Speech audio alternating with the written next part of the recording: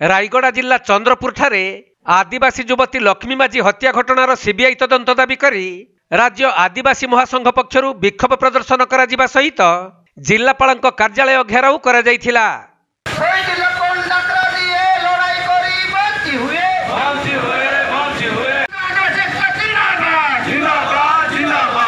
तेबे जिला आदिवासी महासंघ नेतृत्व में शताधिक आदिवासी माने हाथ में प्लाकार्ड धरी विक्षोभ प्रदर्शन करथिले, जहाँकि स्वर्गत लक्ष्मी माझी हत्या घटना को 2 मास अतिक्रम कर जाइथिले मध्य ए पर्यंत हत्याकारी को धरा जाई नाही। तेणु एही घटनार उच्चस्तरीय तदंत पई सीबीआई एही मामला को नेबा पई दाबी करिसंती आदिवासी महासंघ। एही अवसर में जिलापालक उद्देश्य रे एक दाबी पत्र मध्य प्रदान करा जाइछि।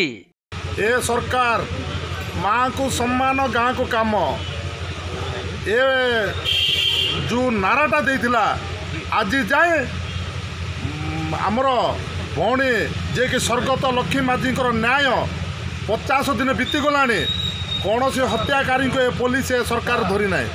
से आज आम जिला आदिवासी राज्य आदिवासी महासंघ तरफ आम आज स्मारकपत्र आम जिलापाल को देवाई आसीचु।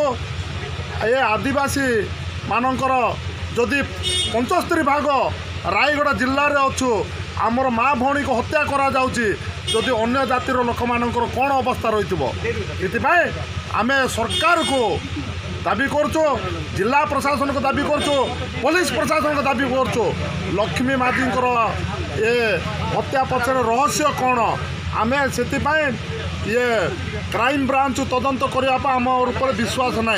आम चाहूँ सीबीआई तदंत करा जाओ, ताहेले ही आमर लक्ष्मी माझी न्याय एवं सत्य सत्यता जानीपारू।